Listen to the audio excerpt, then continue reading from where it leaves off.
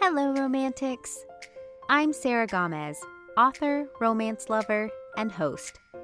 You're listening to Romancing the Story, a podcast centered around writing, reading, and story structure, all with a twist of romance. We're at episode 65, and on today's episode, I speak with C.A. Szarek about her informal way of building an interconnected series, having no hard and fast rules of writing, with the exception of the basics authors should note, and how she spent over a decade writing her Highlander series with no signs of stopping. She just released her latest novel in her Highland Treasures series, Highland Skies. And while it is interconnected in the world, Chrissy makes a point to mention readers can enjoy any book in the series as standalone, and how she tries to build interest in other books by leaving breadcrumbs for readers. We chatted about how she gets reacquainted with her fantasy books after a period of time away from writing in the world, and how the overall pantsing method of writing her books works best for her, which is actually a big reason why I created the podcast. As a writer, I don't know all the answers for the best writing hacks, but I know everyone has their own method and style of writing. And creating a podcast of interconnected episodes where every author has their own method and expertise on display can help others discover what works best on their journey. See what I did there? Links to connect to C.A. Szarek, find her books, as well as other media mentioned, will be listed in the episode description.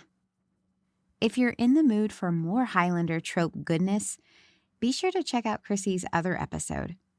We discussed the Highlander time travel trope back on episode 35, and it is a great companion episode as we talk about the same series, and we dive more into the details of what the time travel trope actually took for writing. I have dropped the link in the episode description for your enjoyment. With that said, let's jump right in. Welcome, USA Today bestselling author C.A. Szarek. Yay! Hi. Hi, thanks for having me today. My voice isn't working, but I promise I'm here. There's a lot of cred going around. My kid caught the stomach bug a couple of weeks ago, and then now we heard there's strep throat going around in the schools. So and everybody's getting sick. So this is from traveling. So this is from going to California. When I got home, I'm pretty sure I picked up something on the plane. I'm not looking forward to that. See, I have to jump on a plane next week to go to Minnesota, to go to the mothership.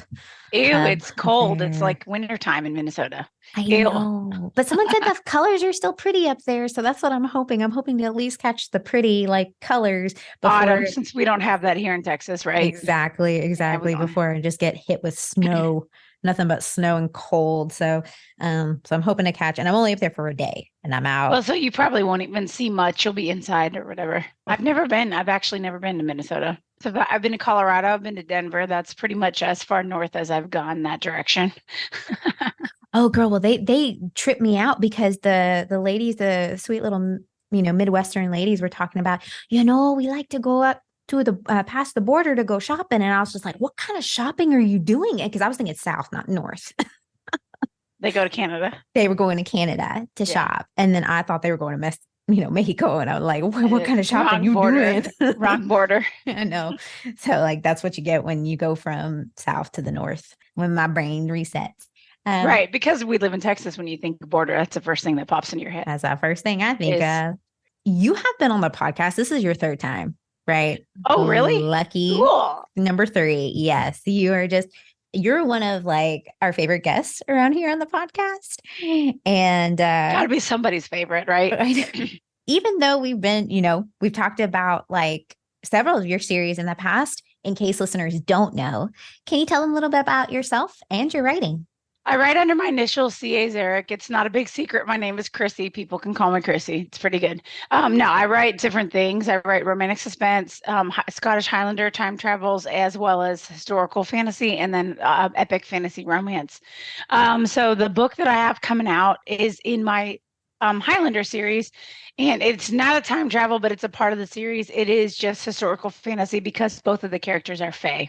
They're not like serious. They're light and sexy, I would say, but they're fun. They take place in the 17th century Scotland, and I have humans, and I write about the McLeods and the McDonalds, and sometimes I have a fae character or two. No, I was gonna say because you need boys with wings, right? I mean, Oh, why not? Of course. Of course. Well, and you know what? The thing I appreciate a lot about your fantasy series is like you say light, and that's kind of sometimes how I tend to gravitate now towards my fantasy because my reading time is kind of limited. So I do it in spurts. So I'm like, I don't have time to like invest like an hour or two into like just reading a book. So like I only have like little pieces of time. So I want something I can really get fast. So when you say fantasy, it's not like a 600 page, like huge, thick book, Well, and I being I'm a Scotophile, so I love everything Scotland. And at that time in Scotland, there was a lot going on politically, and I didn't really I wanted to focus on, because I'm fascinated that the fact is that they still lived in clans in the far north, even though the rest of the world was becoming kind of civilized, for lack of a better word. And so it just really fascinates me. So I write about the McLeods and the McDonalds on the Isle of Skye. So there is accurate history stuff in there too, but there's also that I really didn't want to deal with what king hated somebody and there's wars and battles. I wanted to keep it on the lighter side. Like, we're a family, we love each other, we laugh, we have fun, and of course time travel and sexy boys, right? And kilts. Even though technically that's a little bit too early for kilts. They called it a plaid, but who cares? It's like, yes, we're aware, but we are suspending our belief for this one. Right. Okay. If we have wings, then we can accept the kilts. Okay. Right. Exactly. So. And they kind of wore them at that time, but it was more popular about 50 years after my story take place. Because I actually believe I'm in 1701 in this story. So I've crossed over because I started the series in 1672 and now I'm writing about their kids. So I think it's either 1699 or 1700. So it's like, I have to wait for the kid to grow up naturally. So, but yeah, like it's fun though. They're not super serious. It's not, there's not like wars and battles, because I didn't want to focus on that.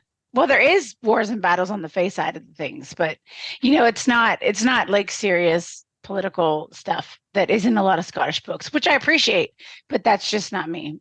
No, and as a reader, like I said, sometimes I just, I want a light fantasy romance, but I just don't want, I don't have the time. Like I said, I love digging into those, fantasy books, but sometimes I just, I have to keep it on the lighter side. So they tend to be a little longer, Yeah.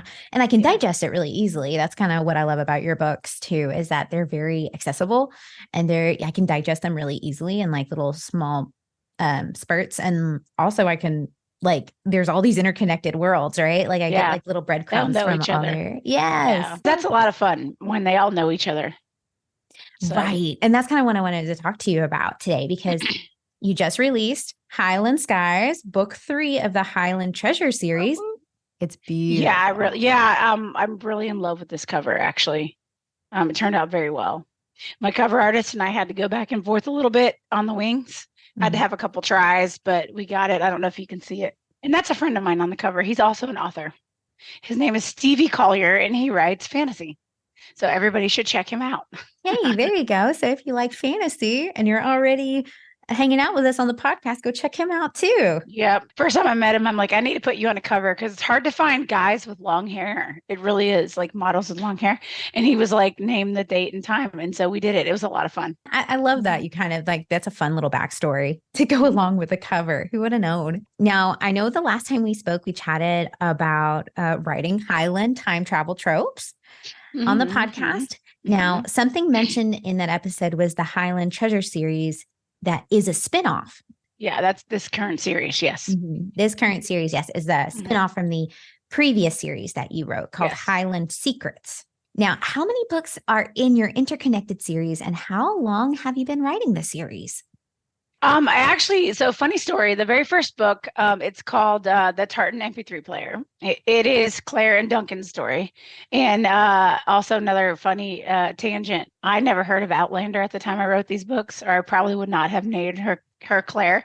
Oops. But it was not like an ode to Outlander or anything. I just thought up this story and the girl's name was Claire. And then someone was like, oh, like Outlander. And I'm like, what's Outlander? I'd never heard of it. So yay. But then I discovered it, and of course I love it.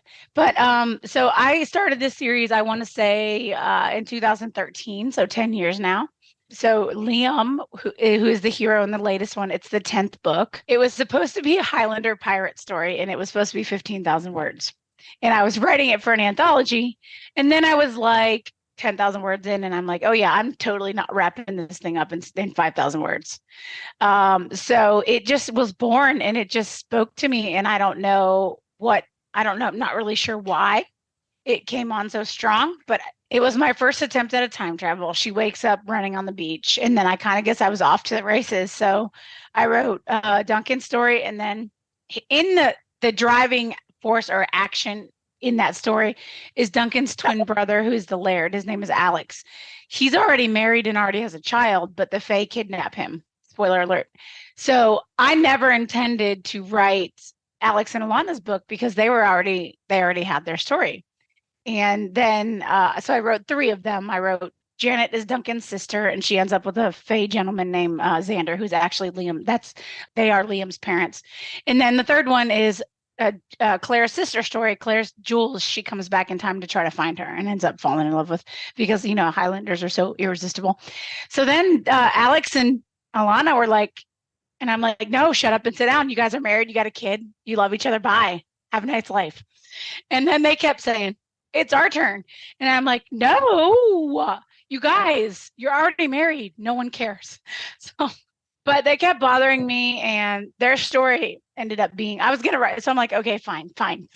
I will give you guys a 20,000 word novella. It's a prequel. It's supposed to be short and sweet, right? Well, that is not how the world works, because of the women that I build in my stories. I build really strong females who don't take any crap.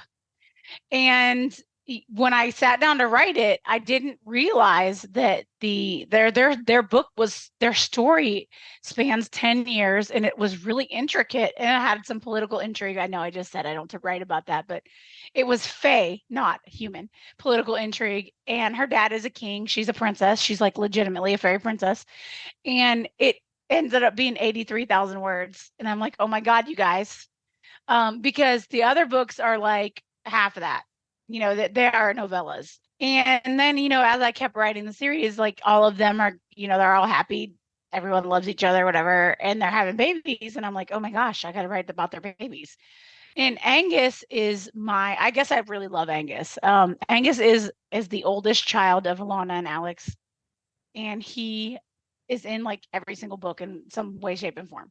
So I have him before he's born, then when he is born. And then I wrote this one-off that's called Highlander's Portrait. It's 85 years later. And I wrote it as a part of a continuing, what are those things called? Continuities. It is a story about a romance author, actually, that goes back in time. So that was fun. But Angus is in that book too as a grandfather. So I guess I just really love Angus, and I didn't realize how much I loved him until I sat down to write his book. And he is the first of Highland Treasures. It's called Highland Oath. It is a time travel. His woman's a surgeon. She comes back in time. I don't know. Sometimes you don't realize how much you just love, but I love these characters in this family, and all of my books and all of my series, they're all standalone within their series. You could walk in at any point, but of course they all know each other. So you'll get a little bit of spoiler alerts. Out of all the things I've ever attempted to write, because my heart is fantasy, that's where I started, was epic fantasy.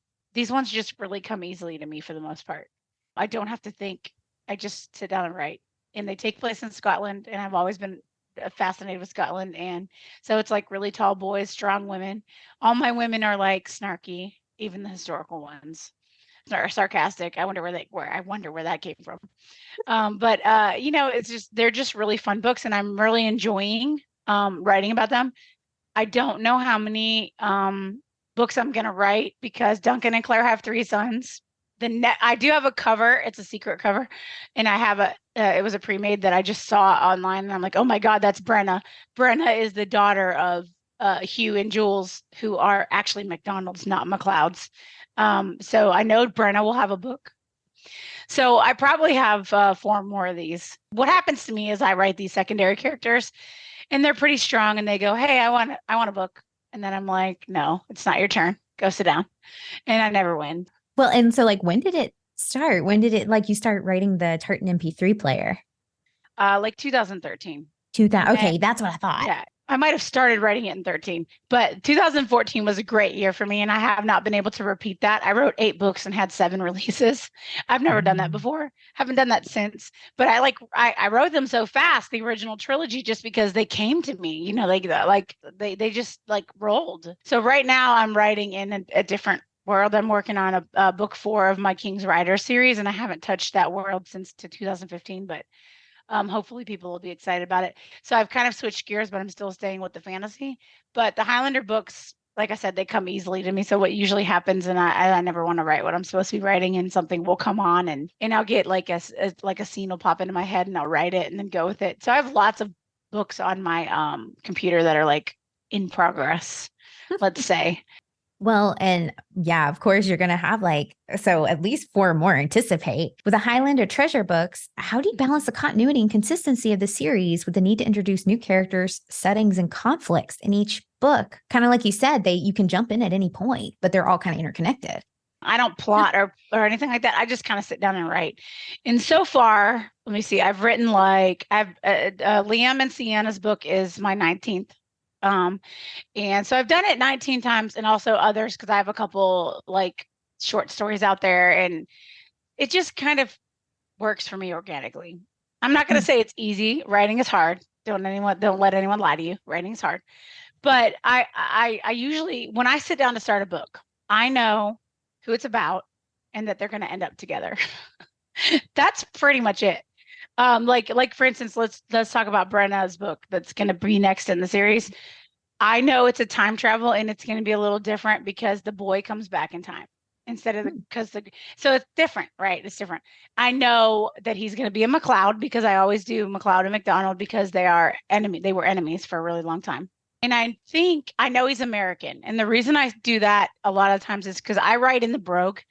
So it's rather difficult to have 2 characters speaking to each other in the brogue. So usually I have a reason that I don't have 2 characters speaking in the brogue. It's easier to follow.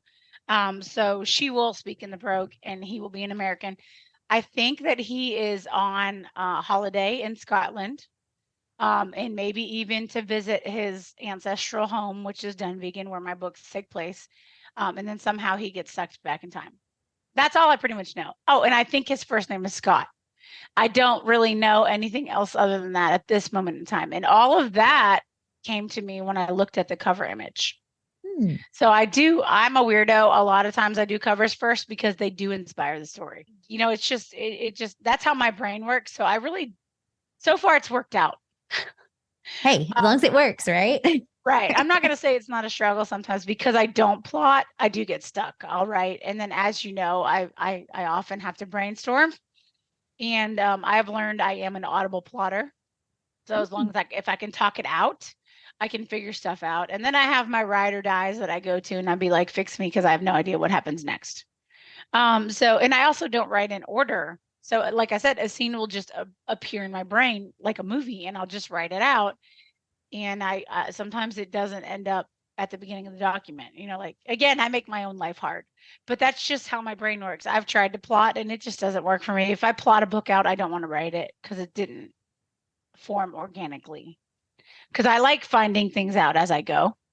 No, and that's very fair. And I like that you mentioned like the audible piece too, because I don't think we think about that enough as authors. Like sometimes we can jot things down or make like one of those brainstorming charts, right? And I've tried that before, but I think you're right. For me, I have to kind of either talk it out or talk it through with somebody. So it makes more sense in my brain. Yeah, and it's always cooler in my head that it ends up on paper. So then you go over it and you're like, oh yeah, no, I can fix that. But the way I lay scenes out, I usually do bare bones. I'll do the dialogue, and then I go back and layer in the setting. and like setting feelings, stuff like that. But I can usually see my characters pretty clearly in my head, but sometimes it's hard to translate what I'm seeing to paper, even after all this time, because I've been published since 2013 and I've been writing pretty much my whole life. I do think that you grow, even if you don't think you do. But it's like it's some of that for me, it has to be organic or I'm not interested. Some people really need to plot and they want everything out. Like I could tell you, like when I sit down to write, I generally know what scene I need to accomplish or what needs to happen next in the story. Sometimes I don't though. Sometimes I'll sit there and watch the cursor blink. Or I'll go back over what I wrote the previous time I wrote and then read it. And I'm an editor also. So that has ruined everything for me because my brain tries to correct it. So I also am a weirdo. A lot of authors don't do this, but while I'm writing in the process with the book, I do heavy edits because I think a part of me can't let it go until it's perfect. Of course, I still have an editor. I have a wonderful editor who edits like I edit, and it took me a long time to find her. It's just one of those things where you go, I read a chapter. Okay, that's pretty good. Well, first I always start at, oh, that's crap and no one's ever going to read it and it's stupid. And then I'll go back and I'll be like, oh, okay, this isn't too bad. And I'll be like, okay, I can fix this. But I think that part of me has to make it as perfect as I can before I can move on. And then once I'm rocking and rolling, it's fine. But whenever I get stuck, I just go back to read what I wrote the last time I wrote. And I also binge write. I don't write every day. I do have to work full time, unfortunately. So I'll write like, I don't know, 10,000 words on a weekend and then maybe not touch it for a couple weeks and then go back. So a lot of the time I have to get reconnected with where I left off. And you don't have like a file or anything that has like all that informational dump, do you? You just reread your books, right? Right. I do have a series Bible for my epic fantasy that a friend of mine put together for me. That's helpful because like I said, right now, currently I'm writing in a world I haven't touched since 2015. So that's a long time to be disconnected from something, even though I kind of know where I'm going with the particular story I'm on. And also I have my books in audio. So I legitimately listened to my audiobooks this week. I listened to book 1, book 2, and I started book 3 last night. So that's helping me reacquaint with the world that I'm writing in. But when you get away from it, like you get away from anything, you have to get reacquainted. Right. No, that's what I've been doing. Like I've been trying to work on a project I haven't worked on in a long time for writing for NaNoWriMo. And I had to reread pieces of it because I was just like, I don't remember saying this, but I've already stated this before. So I don't need to, retread old territory. So. And you'll catch stuff like that even in edits. Like, okay, I said that this guy is his dad like 85 times. I don't need to keep saying that. People know, stuff like that you want your character, you want people, especially when you write series like I do, like you mentioned earlier, those cookies or Easter eggs. You want like if somebody picks up Liam and Santa's book and they never read anything else in the series, they're going to know about my other characters because I mentioned them. You know what I mean? Like I mentioned Lexi is book 2. I mentioned her. I mentioned his parents, his aunts, his uncles, all those other stories. So that they're his cousins, of course. Liam's book is really where I've mentioned them in previous books, but you actually get to see my other boys on page, which was a lot of fun. So it's those things where you don't want to say things too much, but you want your reader to know what's going on, basically, or who's who. Especially when you have a large cast of characters like I do, because my McLeods are pretty prolific with babies. When I was thinking of like, how you kind of build this interconnected series was like, you tend to sprinkle it throughout. And that seems to work really well because I know like I helped produce your audiobooks and I know we had a large list of characters. So yeah. And so we talked about that and I remember you created like this huge character sheet. And everything. Oh, yeah. I always do that for audiobooks. My audio narrators love me because number 1, I want the names to be said right. And number 2, you do need to know a little bit of background if you're going to read it, right? So I always do that. I do a complete list of characters in order of appearance, and it takes me forever, but it's worth it because my audio narrators always praise me. They're like, "Oh my God, no one does this for me. Thank you." And then, for instance, in my fantasy series, my first baby, they're my first babies. My heroine's name is Cera, C-E-R-A. I don't want people to call her Sarah. It's not a bad name though. No, that's a good name, but that's not her name. You know what I mean? So so when we went to do audio on that one, I put in parentheses for my narrator, sear, like sear a steak, sear. So she would be able to say it correctly. And then I have a character named Alyssa with an E, and I didn't want people to call her Alyssa. I wanted her name to be pronounced Elissa. That's her name. So those are things for me that are like sticking points because nobody likes to be called the wrong name, right? My name is Chrissy. People call me Christy, and it drives me freaking crazy. I did not say Christy. I said Chrissy. So those are just examples of peeves I have as an author and a person. And you want, especially when you're doing audio, you want to make sure like whoever's listening to it has the right names. For one, like one of my favorite authors is J.R. Ward. Love her, love her, love her. Her series Black Dagger Brotherhood, she's got a character named Hex. It starts with an X. In the several of the audiobooks, Jim Frangione reads them, but in many of the books, they call her the wrong name. They call her Zex.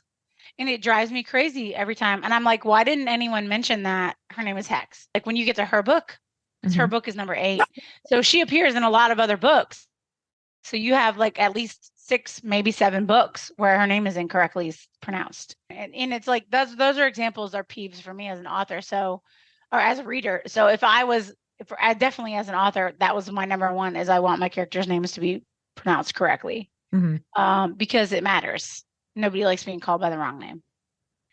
And it drives me nuts. I love that series. That's one of those series of my hearts where I will go back and read. And I'm an audiobook. That's how I get my books because I don't have time, like you said. So that's how I do my books. And so it drives me absolutely batty every time I hear that. I'm like, that's not her name.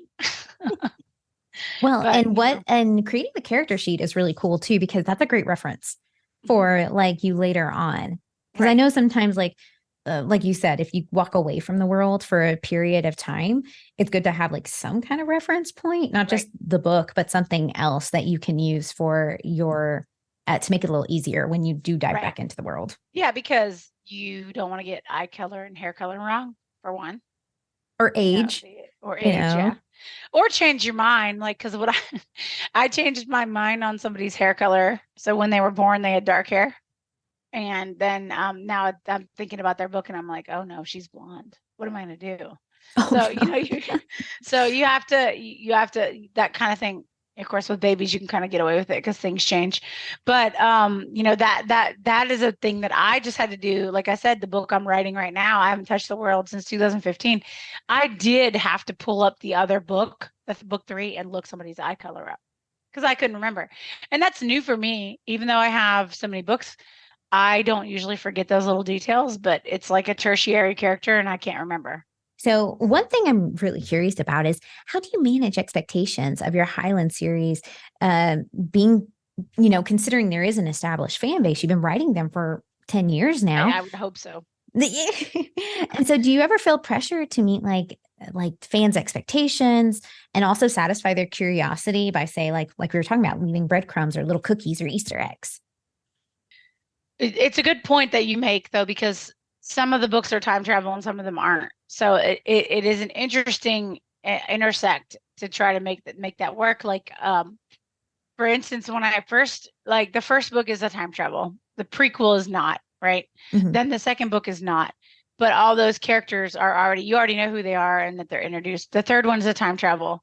The fourth one is a time travel. So it's just kind of like, how does that work? In the world, and I think it works because the characters are already established and you know who they are. Now, some people will be like, "I will only read time travels." Well, then I kind of say, "Okay, cool," but you're going to miss out. I can't help what people like and what people don't like, right?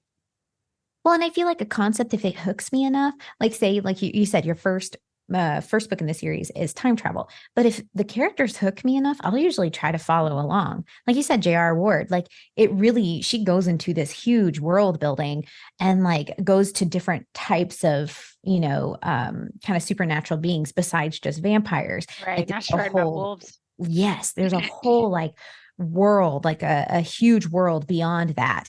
And once you're invested in that, I feel like it's just a natural step. Yes, it's a natural progression. Perfect. Yeah, natural progression to go in that direction and follow where the author leads. Right. Well, see, I think that with the reason it works in this series with Highlander Secrets, speaking specifically, is because with Duncan and Claire, you know what Duncan's deal is. He wants to find his brother. no matter what. That's what his goal is in the book. So she comes back in time. He realizes that he's closer than he thought because he was trying to find the fairy stones, which is how people go to the other realm and back in time.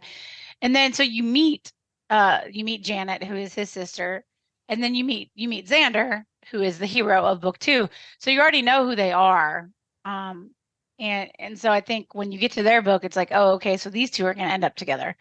And then the third book is you also know of Jules because that is Claire's sister, and that was her one regret. She loves Duncan. She's decided to stay back in time. Shocker, spoiler alert.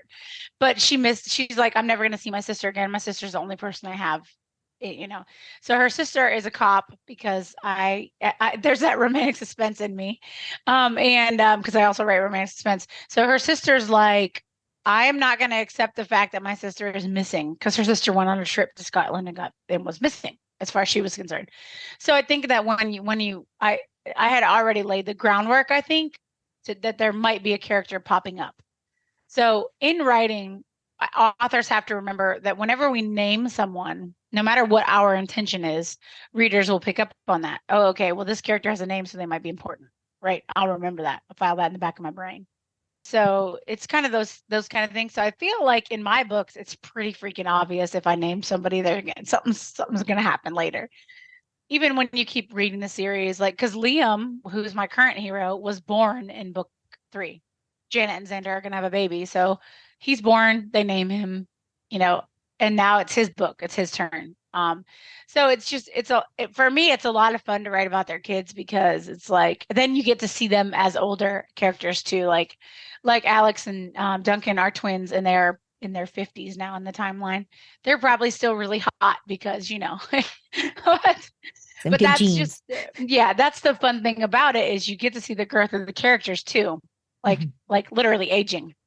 I like that too. And like with Angus, you meet him in the first book when he's 8 years old, and then he grows up and you get to read his story too. So that's fun for me. I love that. I love writing about that. And then it also makes me it makes my characters more real for me because how sometimes you read a series and the previous couple shows up, hey, here's our cute baby, and that's it. And then you're done. You're like, okay, I have to put them on page. For me, I get to develop that whole other person. I get to develop that baby, and have personalities. And I can tell you things about my boys, Duncan and Claire's boys, that nobody else knows but me. The quiet one, the funny one, the trouble-prone one. That kind of thing. So, and I'm doing the same thing in my other series too because I already know who's going to end up with who in my fantasy series of the children. So. Well, and I always like that you do this little bit. Yeah. I always expect that you do this kind of experimental thing, like kind of like you were saying, some are time travel, some aren't. You get to see kids grow up throughout the series instead of just like here's a baby. Hey, look at us. Okay, bye guys. Hey, we had a baby. We fell in love. Here's our cute baby. Yeah. Yeah. So like you always kind of do a little something experimental. And like you had mentioned different writing methods for that. And I like that you do what's best to serve the story as opposed to what's kind of expected. Yeah. I think that's admirable. And I like that because then I'm always a person who likes to dive into a book and I don't necessarily want a regurgitation of the book previous. You know what I mean? Right. And you do have to, that's a fine line. I'm glad you mentioned that because you do need, especially if you want people to like say if somebody walks in, like I said, all my books are standalone within the series. So say that you end up on Lexi's book, that's book 2. I still need to lay some groundwork about who her family is and who her brother is, her brother's book, the book previous, because I want you to go, oh, I need to read about him. That kind of thing. So, but you make a good point. There are people who take it too far with the regurgitation thing. It's a fine line. You just have to hint at it. And it has to be natural, especially like for instance, Liam, my current hero, he's very, very close to his cousin Lexi. Lexi's book is the previous book. Spoiler alert, she comes forward in time. And author note, I will never do that again. That was really hard. He has a great affection for her. They grew up, all my kids are kind of close in age and they grew up together, except for Angus and Ian. They're the outliers because one of them's 10 years older and the other one's 10 years younger. So I have a core group of 3 boys and a girl that grew up together and got in all sorts of trouble together. And it's really, really misses his cousin and loves her very much. So it's kind of like I have to put that on page because he's kind of broody at the beginning of the book. And so that's one of the reasons he's doing what he's doing. And it's like I have to mention that because not only do I want people to be curious and pick that book up, I want people to know how Liam feels about her. So, and his family, my McLeods are they're meddlers and they're smotherers. Not everybody likes that, right? Because they all love each other, so they care so much about what happens to each other. So that's where Liam's at. And he's like, I guess got to get away from these people. I love them, but I got to. So that's they always say start your book on a day that's different. That's called an inciting incident. So that's what I try to do naturally. Sometimes it works, sometimes it doesn't. You know how you read those books and you're like, I don't think this book started in the right place. That I never want my books to be like that. So, Exactly. And as an editor, I see that a lot when someone sends me a book. It doesn't start in the right place. Exactly. Like it starts either too early or too late. Yes. And like we're not kind of like we should be dropped right in the action. Yeah, exactly. So I can't take credit for it, but Cherry Adair, who is a famous romantic suspense author, she taught me lots of things. She says, get in the scene as late as you can, get out of the scene as early as you can. Now, that's stuff that readers don't usually care about, but authors always should do that. Always. And then you have like you said, think about how movies start. Mm-hmm. It's, a guy on a subway and vampires are attacking him, stuff like that. It's not a normal day. Like I think the character thinks it's a normal day, but it's not really a normal day. Well, and I think it's more relevant more now than ever. And like you say, readers may not care about it, but I think subconsciously as readers, we do care about it, especially since our attention span is shortening. I know, very much through through TikTok and Instagram reels and YouTube shorts, and everything is so fast and instant gratification. I think that a lot of times I feel like chapters are shortening whenever I read books now. Oh yeah. Well, that's also varies by genre. Like I try to, it's not a conscious thing on my part, so I really can't take credit for it. It just happens. But I try for like 2,500 to 3,000 words for my chapters. But you can feel when you're supposed to stop it as a writer. I feel like I can anyway. I feel this is the end of this chapter. Yeah. Or you want to drop the mic so they'll keep going. That's the idea, is to drop the mic so they'll keep going, right? You want them to turn the page. Oh yeah, leave that little hook at the end so that they keep turning the page. Yes, I've heard that too. And that's something that I think you've naturally probably built that up, like you said, since like writing for so long, for like most of your life, and I think as writers, we will develop that as we go along. But sometimes it's kind of fun to kind of look at a writer you really enjoy and read that and kind of see like, oh, they did leave a hook at the end of the chapter. Yeah. And it kind of leads into the next. Mm-hmm. Yeah, you want them, like, don't ever end a chapter on someone going to sleep, because then someone's going to want to put the book down. Mm-hmm. So I believe that is a subconscious psychological thing. The character yawns, your reader yawns, that kind of thing. So unless there's a really good reason for it, like the end of an intimacy scene, a naughty bits scene, then that's different. You can end it like that, especially if you like. What I tend to do with my characters is I don't ever have, well, except in one book, I don't ever have gratuitous sex in my books. All my characters feel something for each other by the time they're going to lay down together, even if they don't know the L word is there yet. Mm-hmm. So there are scenes like, like they say that romance in general, when the intimacy comes, it has to ruin things in a way, right? Because if everything is happy-go-lucky, nobody wants to read it. It's not the end of the book. Oh, yeah. So it's like those things that make up a good story. But it's like, so I do have some scenes where, and it's a theme in my books, I'll own it, where I love secret babies. So I have a lot of secret babies. Tropes, that's my favorite trope. But where they finish being together for the first time or the second time or whatever, and one of the characters realizes they're in love and they're in super big trouble. Oh my God, I can't believe I love her. Oh no, what's going to happen next? So those things, I think that's the only way you can get away with ending a scene with sleep. Because like one character is all cuddly and snuggly and we're done now and we want to stay together, and the other character is in complete emotional turmoil. So I wouldn't have it any other way. Right. Because they just realize that they are in big trouble, especially if they have an agreement with each other that, okay, I know we can't end up together, Like, for instance, one of the tropes in Liam and Sienna's book is forbidden love. They literally come from different worlds. So it's like, okay, we can be together, but we both know that this is not going to be forever. Like, how can they get over you want your reader to think, how can they get over these insurmountable odds? You literally come from different worlds. So those are things that are like, it's not safe for me to stay in your world. I don't want to go to your world. Like this book is about sacrifice on both their parts. But it's like one of those things. It's like you want the reader to be like, oh my God, I have to keep reading this because I want to know what happens. How do they figure this out? So those are things that I think you either plan it or you're lucky and it works out. I don't know. But yeah, those are things that there are I don't believe in hard, fast writing rules. I think if you want to break a rule, as long as you have a valid reason for it, go for it. But there are, like, don't break your own rules in your world. That's a big one. Mhm. And I write about magic crap. So sometimes I'm like, oh gosh, I'm things that I said in previous books, I wanted to change them, right? And that Mhm. you can't really get away with that unless you have a really good reason. I kind of did that a little bit with magic in this world, but it's just one of those things that you either do it well and people love it, or you don't do it well and they call you on it and send you emails. Yeah. So And that's something good to keep in the back of your head. If you're going to break a rule, make a good reason for it. Don't be yeah, just because you forgot.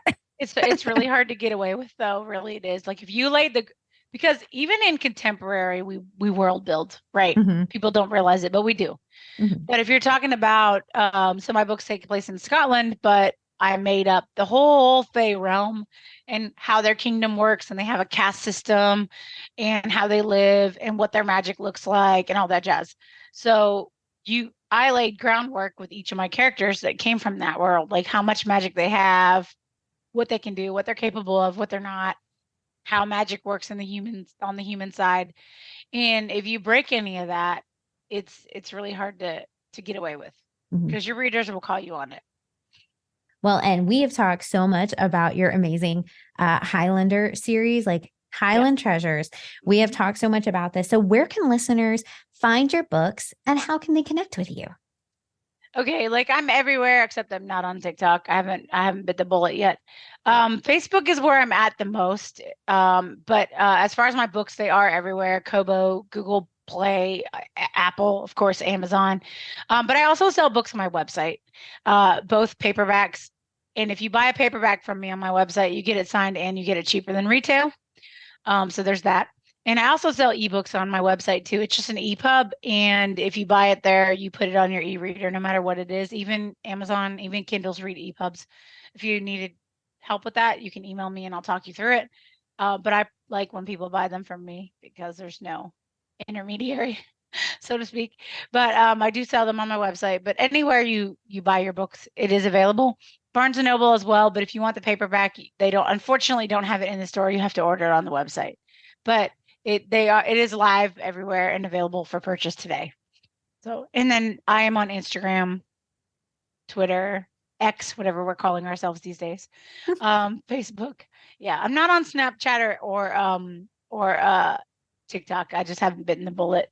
Although I know I should probably get on TikTok. I just haven't. I'm old, so I know. you I know. know. Well, and I joined TikTok and it's just doom scrolling. So, I even when know. I try to get out of the app. Yeah, and I will be the first to admit that I sit there and watch Facebook Reels and Instagram Reels. I watch a lot of tattoo videos because I have tattoos. So, I mean, I know TikTok's the same way, but I would not mind featuring books on TikTok. I know it's a thing. I know it's on, they call it Bookstagram, so I know that's a thing too. I just haven't bit the bullet. So, if you want to find me on social, I'm most often on Facebook. So, Thanks so much to C.A. Szarek for joining the show. If you like this kind of content, don't forget to subscribe wherever you listen to podcasts. That way you're the first to hear new episodes when they drop. And if you get a chance, feel free to leave a review. It helps support the show and allows more opportunity to bring in all kinds of fantastic guests. There's also a link to the YouTube channel in the description if you'd like to see the interviews with some of the guests and see them show off their lovely books. As always, stay safe, be well, and keep writing. Bye.